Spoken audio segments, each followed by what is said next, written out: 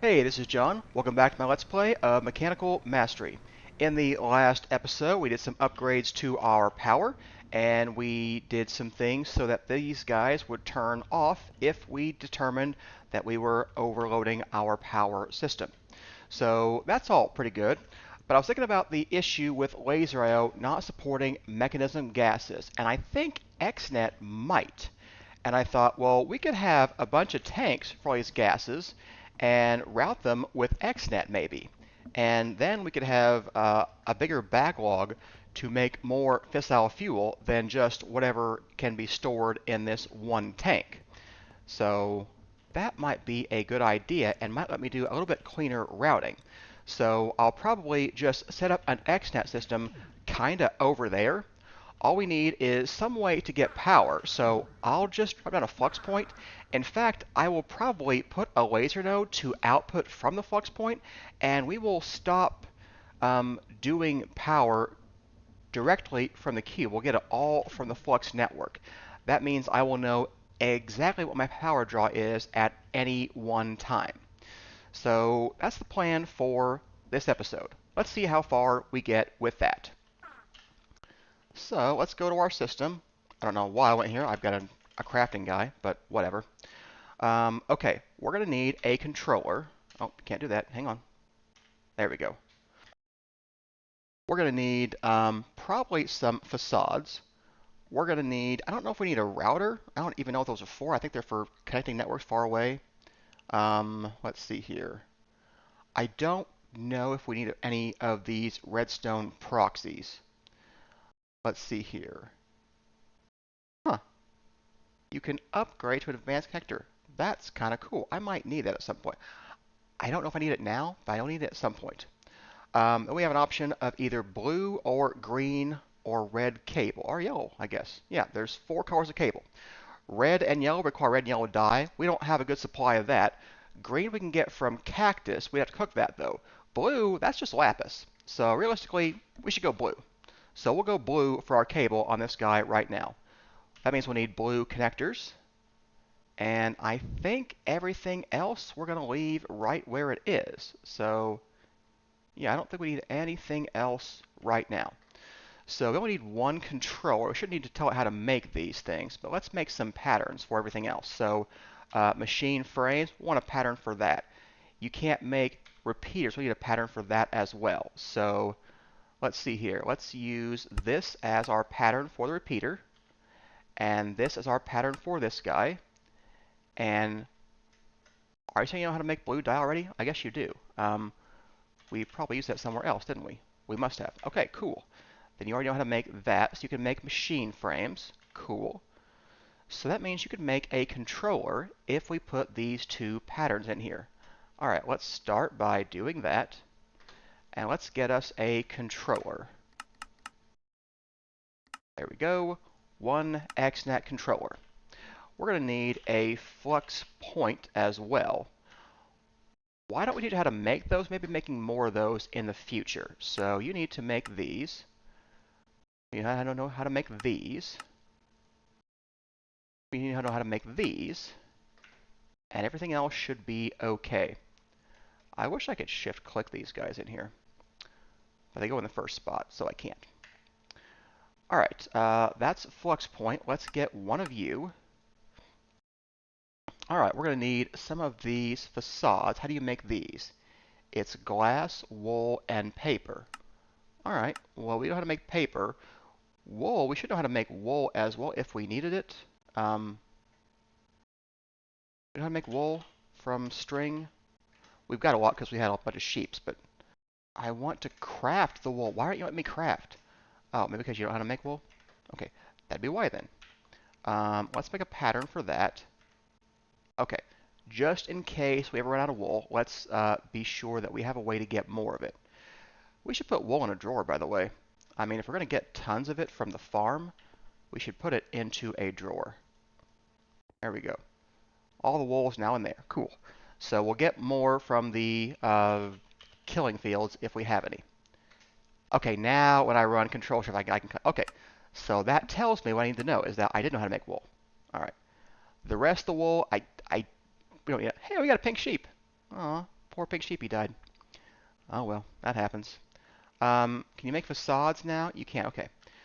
Blue cable, string, redstone dust, gold nuggets. Yeah, those are all easy to get.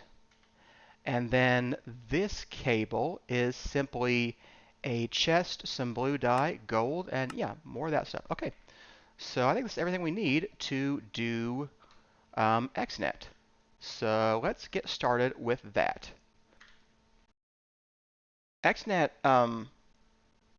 XNet is a pretty good alternative to laser I/O cables. It does require power, so there is that, and cabling is a bit different, and things are a bit more limited on how many channels you can use. It only has 8 channels per controller.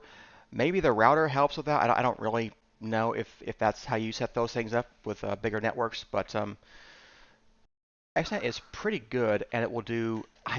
I'm almost sure it will do mechanism fluids too, or gases. So I hope I'm not wrong about that. Otherwise, this is a waste of time. Um, let's set you down and mechanism chemical. You know what? Yeah, that's going to be a channel. Okay, cool. That tells what I need to know. Do we need a smart wrench from RF Tools? I honestly don't know. Let's just make one, and if I need it, I'll have it. All right, they have blue connectors. We're going to need some of those. So let's get our XNet stuff. Let's just make, I don't know, we have to make like, what, 32 of it? That's probably good for a start. In fact, let's get a whole stack of it. There we go. And then, I don't know how many of these we're going to need either. Let's just start with half a stack of those as well. And we've got plenty of materials, so not too worried about running out of that. All right. We're going to start by going over here somewhere. We're going to basically, I think, put things right where they, were in here. And we're going to use the XNet connectors on the back of those machines. So I'm going to hope that that works. So here is that. And then if I get this flux point, this should connect as well.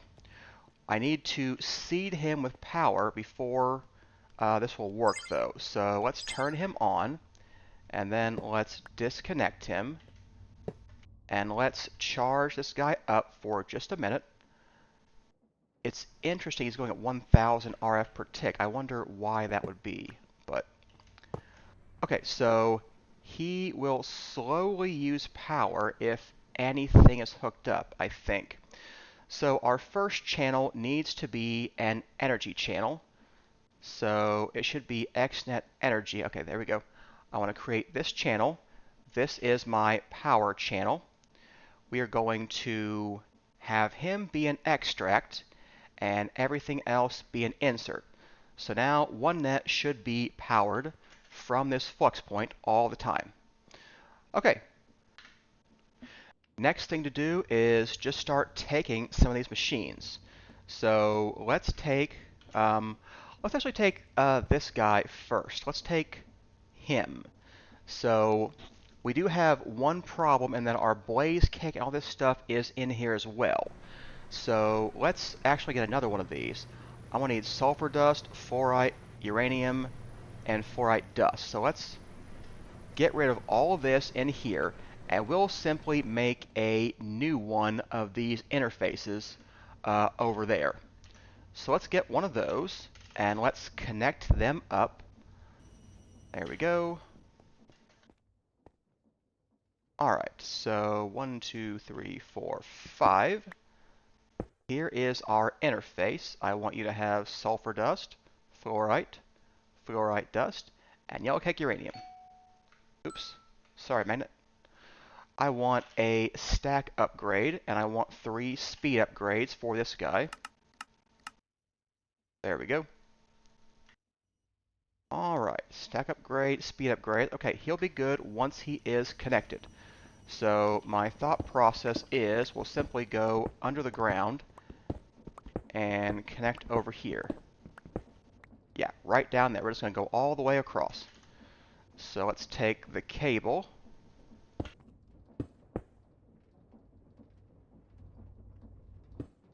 maybe don't do it that way, because that would be stupid.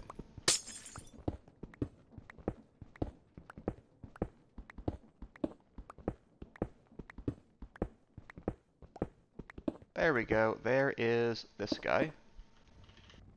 All I have to do is go all the way across.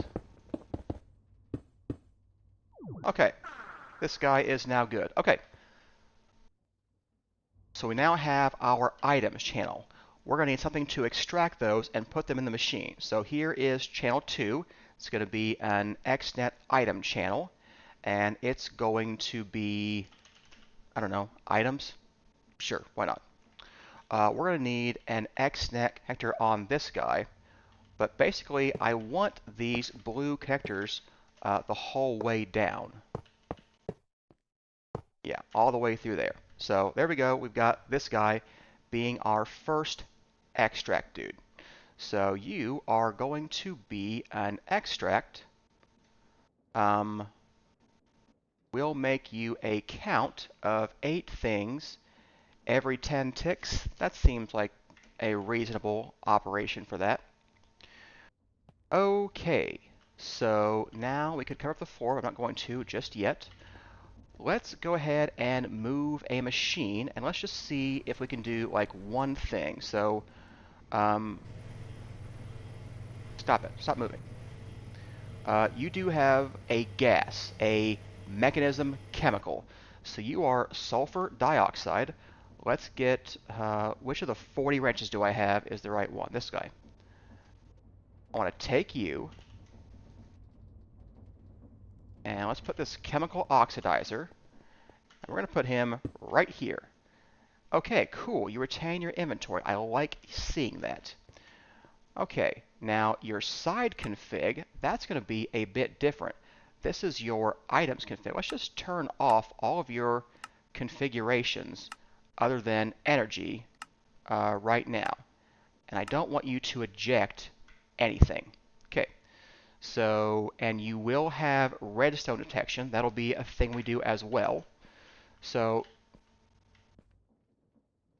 you look seriously weird. This being the front does not make sense to me, but whatever. The important thing I'm trying to do is make sure that we can use these mechanism tanks to place stuff. So basically, I want sulfur dioxide to be taken from him and placed into a chemical tank. That's what I want to know if we can do. Because if we can't, this whole thing is a waste of time. So here is a tank. I do not know if that red thing means anything. I'll get my configurator. Let's configure gases. This says it's an output. So he probably needs to be an input output. And that should be fine for this guy. So basically, I want to take this sulfur dioxide and put it right over here in this tank. Can we do that with mechanism? And I'm not sure if we can, but we're going to try to find out. I also don't know how to filter mechanism fluid, so we may need a different channel for every one of our gases, which would be less than ideal. I don't think we have enough channels to do this. We've got way too many gases, but we'll see if I can filter this stuff. I mean, it supports mechanism, so my hope is that we can filter this somehow. So, okay, your power, you are... Oh, I put you in the wrong place, didn't I? You're supposed to be power. There's the name. Huh. And this is items. You are going to be sulfur dioxide, at least for now. Distribution mode is going to be whatever. So you are going to be an insert of gas. It has a filter, so can I drag this?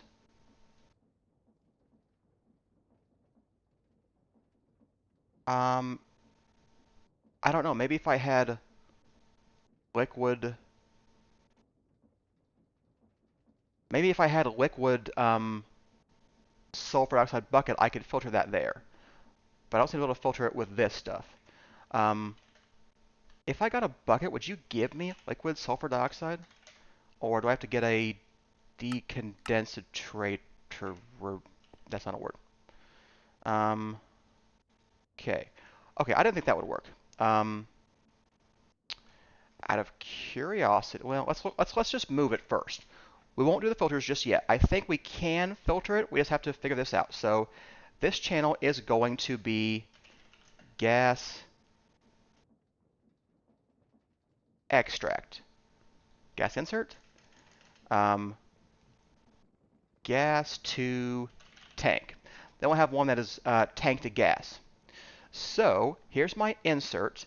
You are my chemical oxidizer, and we are going to create an extract of gas to this guy. So do you have any gas in you? You don't. Is it because your config is wrong? You need to be an output to the back. Hey, you are moving.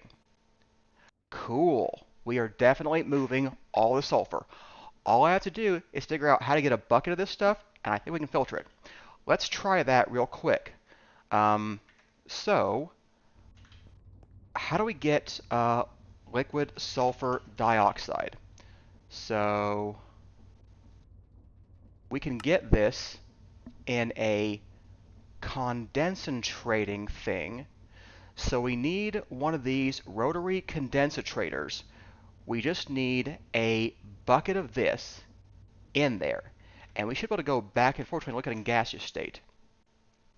You know, that's kind of interesting. If we put liquid condensators, we could actually pump this liquid, store it in our system as fluid, and then put it back. But I'm not going to go that far yet. I might go that far in the future, but not right now. Right now, we're fine right now. So let's simply get, let me just get the rotary condensator, and do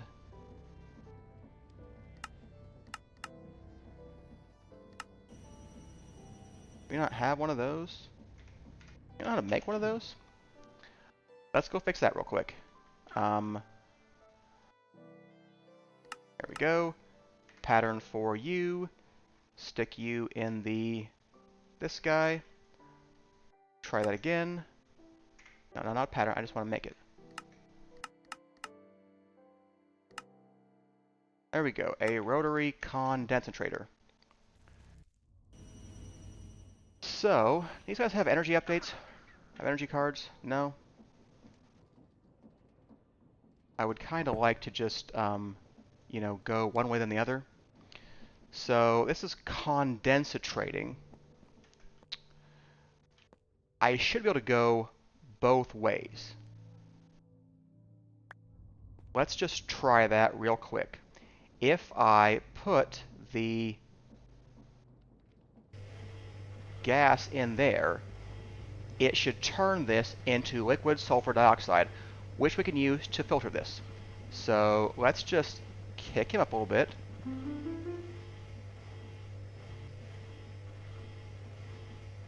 Okay, I'm going to turn him off.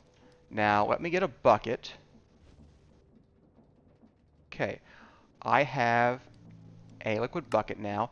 Now I want to turn it back into gas, and then we'll simply place our tank and take all of our gas back. Yeah, okay. There we go. So all of that is back over here. Can I filter on the extant channel with that guy now? So can you be an insert? It says that you can. Now, what is the truth of that? If I had more sulfur dust, will you actually do what you're supposed to? Let's chuck this in here, turn him off. He's going in there. He needs energy, but that should work. So where is this? This is my insert channel. Let's copy this guy to this guy. Now he has energy again. Yeah, he's going up. Okay, cool. So yes, this filter does work. We can actually filter it and have one channel for inserting the gases and one channel for extracting the gases. Okay, this means I can make, you know, some amount of this fluid, and I can keep way more than I can in just the internal buffer of the machine. So I don't know how much I'll be able to keep, but a lot more. So I think the next thing to do is simply to get everything else. So let's say that we only run this machine if this guy is active. So let's turn him off. And oh, by the way, when I broke this guy got confused. He had to be put back down.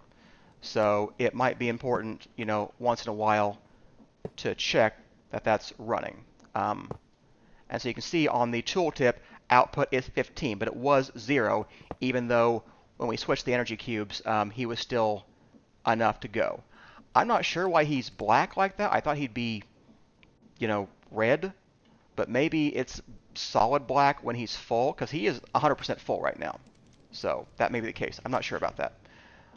But yeah, let's just make sure that this guy works. We can even put him on the same basic path we had before.